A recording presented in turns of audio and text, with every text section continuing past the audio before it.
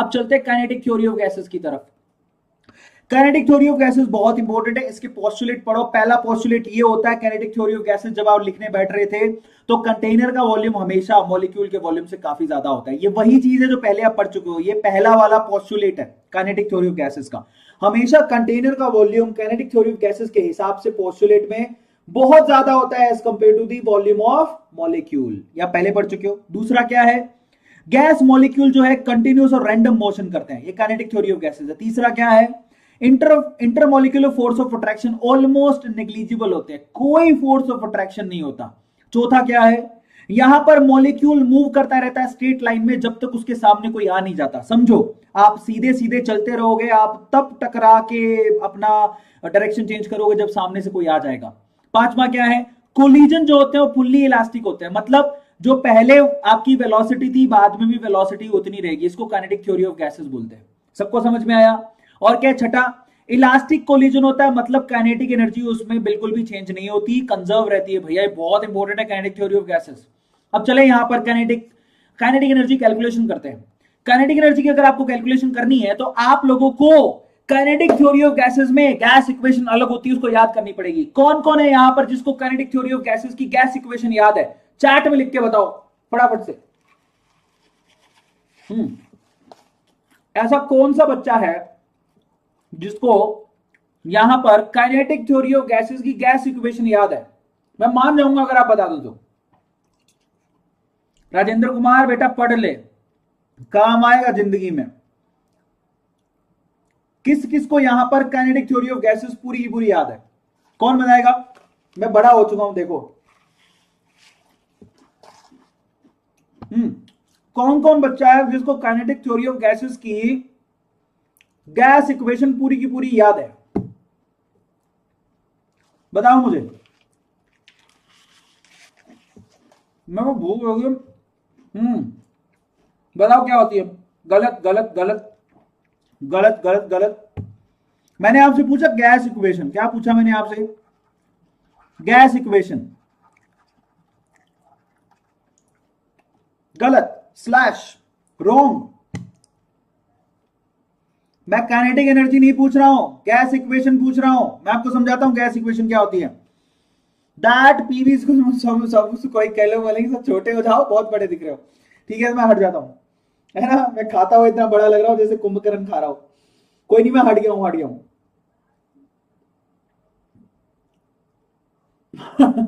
चलो तो आपको समझाता हूं। काइनेटिक थ्योरी ऑफ गैसेस की गैस इक्वेशन अलग होती है, पी विस्कस टू एनआरटी नहीं होती। आप अभी ये जो पढ़ के आए हो पी विस्कस टू एनआरटी, वो आइडियल गैस इक्वेशन है, ये काइनेटिक थ्योरी गैस इक्वेशन नहीं है। जिसने भी काइनेटिक थ्योरी ऑफ गैस दी है उसने उसकी एक अलग से गैस इक्वेशन निकाली है। वो क्या होती है? पी विस्कस टू 1/3 NmV/m²। ये याद कर लो बेटा। अब पहले तो ये याद करो प्लीज, आप इसको याद करो एक बार। ये काइनेटिक थ्योरी की गैस इक्वेशन है, पी विस्कस टू 1/3 Nmv/m²। अब यहां पर ये क्या क्या होता है मैं आपको समझाता हूं।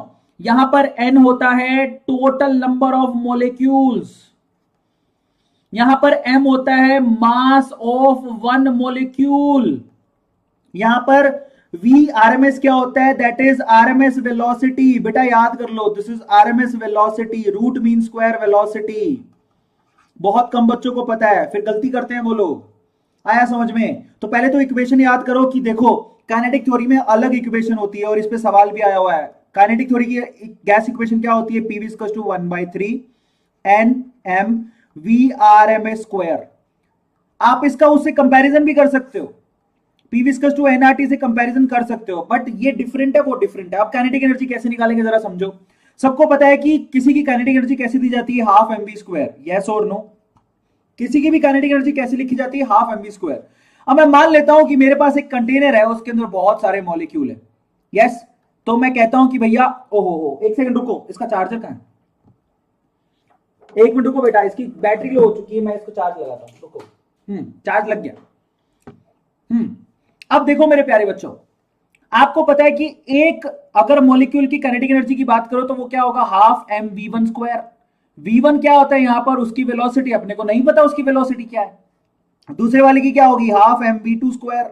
ऐसी करके अगर टोटल काइनेटिक एनर्जी काउंट करो तो मैं कैसे लिखूंगा, half M v1 square plus half M v2 square plus half M v3 square, ऐसे करके लिखता जाऊंगा। अगर सारे मॉलिक्यूल की अगर काइनेटिक एनर्जी मुझे काउंट करनी है तो मैं ऐसे लिखूंगा, half M v1 square plus half M v2 square plus half M v3 square. ये पहले मॉलिक्यूल की काइनेटिक एनर्जी है, दूसरे मॉलिक्यूल की काइनेटिक एनर्जी है, तीसरे मॉलिक्यूल की काइनेटिक एनर्जी। अब अगर मैं यहां से हाफ एम कॉमन निकाल लूं तो क्या बचेगा मेरे पास, अगर हाफ एम कॉमन निकालू तो मेरे पास बचेगा v1 square plus v2 square plus v3 square. Kinetic energy निकालने जा रहे हैं, ध्यान से समझना। अब देखो यहां पर, चलो ये हमारे पास ये काइनेटिक एनर्जी निकल के आ रही है सारे मॉलिक्यूल की एक साथ।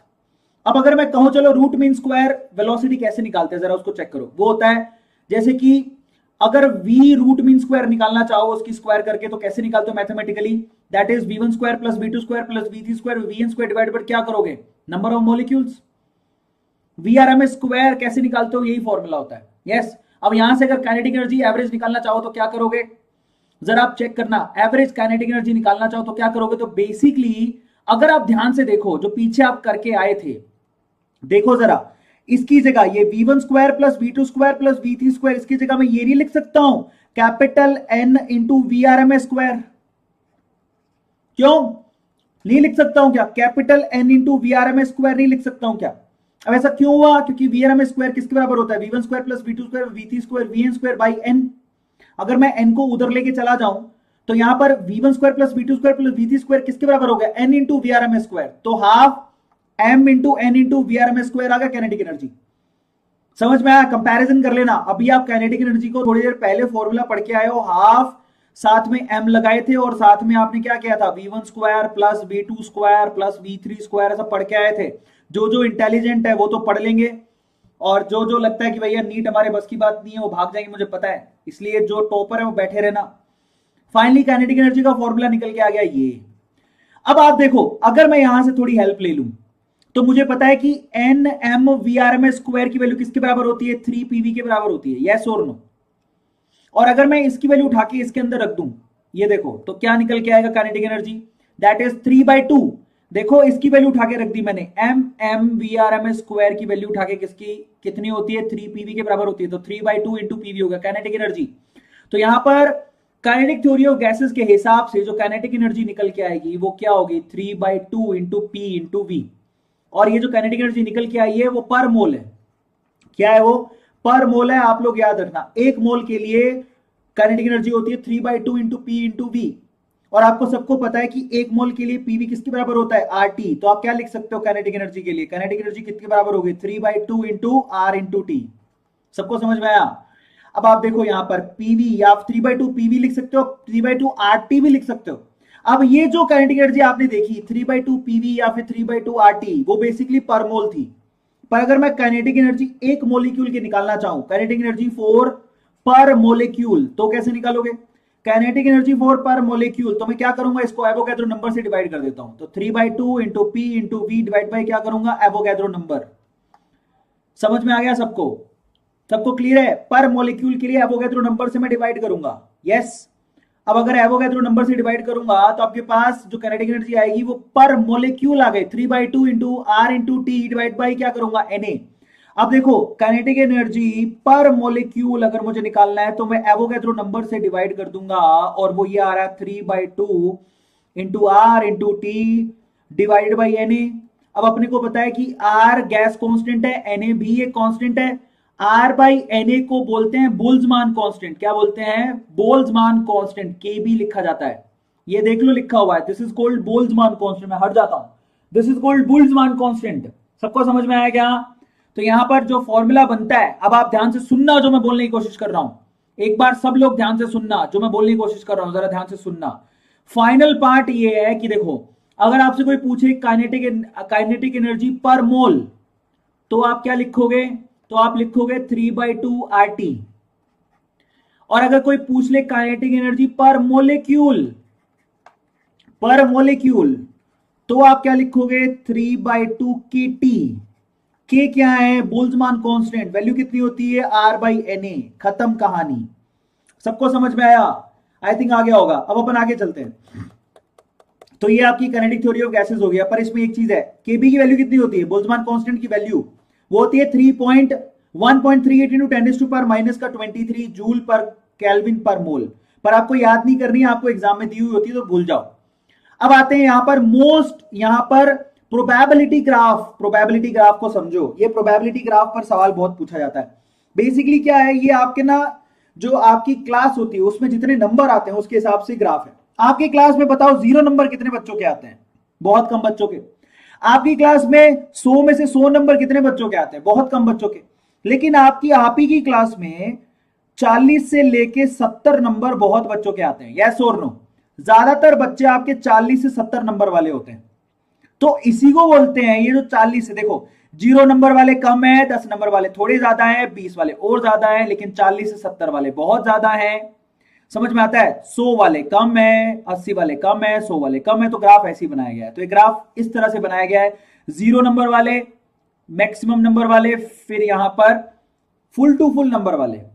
समझ में आया? ये जो पीक आपने पकड़ी है वो 40 से 70 नंबर वालों की है। ऐसे ही ग्राफ यहां पर बनाया गया है। ये किस किस के बीच में है? यहां पर फ्रैक्शन ऑफ मॉलिक्यूल लिया जाता है बोल्ट्जमान कांस्टेंट में, और यहां पर वेलोसिटी ली जाती है। कोई भी गैसेस मॉलिक्यूल जीरो वेलोसिटी का नहीं होता। धीरे धीरे वेलोसिटी बढ़ाते जाओगे, मॉलिक्यूल बढ़ते रहेंगे, लेकिन एक वेलोसिटी ऐसी आएगी जिसको हम लोग बोलते हैं मोस्ट प्रोबेबल वेलोसिटी, जो बहुत सारे मॉलिक्यूल्स की होती है। जैसे 40 से 70 नंबर बहुत लोगों के होते हैं, वैसी एक वेलोसिटी बहुत मॉलिक्यूल की होती है, उसको बोलते हैं मोस्ट प्रोबेबल वेलोसिटी। इसके बाद होती है एक एवरेज वेलोसिटी, फिर होती है एक आरएमएस वेलोसिटी, जो अब अभी पढ़ के आए थे। मजे की बात, आरएमएस वेलोसिटी सबसे ज्यादा बड़ी होती है, फिर एवरेज वेलोसिटी होती है किसी भी मॉलिक्यूल की, और सबसे छोटी होती है मोस्ट प्रोबेबल वेलोसिटी। अब मैं तीनों की वैल्यू आपको बताऊंगा जिसमें से सवाल आते हैं, तो ज्यादा इब्बट नहीं करूंगा, डायरेक्टली समझो। अगर कोई बोले कि एवरेज वेलोसिटी का फॉर्मूला बताओ, तो वो होता है under the root R T. मैं इसको लिख देता हूं, ये थोड़ा गलत लिखा हुआ है, मैं यहां पर दोबारा लिख देता हूं, under the root 8 R T by pi M. ये वैल्यू होती है एवरेज वेलोसिटी की। प्लीज आप इसको नोट डाउन कर लो अपनी कॉपी के अंदर, उसमें गलत लिखा हुआ है, हटा देना। ये गलती से हो गया, क्योंकि यहां पर जब इसको गूगल से कन्वर्ट किया था पीपीटी में तो डेटा इधर उधर हो जाते हैं। तो 8 by pi R T by M average value होती है। आरएमएस वैल्यू कितनी होती है? आरएमएस वैल्यू होती है 3 आर टी बाई एम। ये आरएमएस वैल्यू होती है वेलोसिटी की। लास्ट बच गया मोस्ट प्रोबेबल वेलोसिटी कितनी होती है? That is 2 R T by M. तो यहां पर मोस्ट प्रोबेबल वेलोसिटी होती है 2 R T by capital M. मैं आपको बता देता हूं।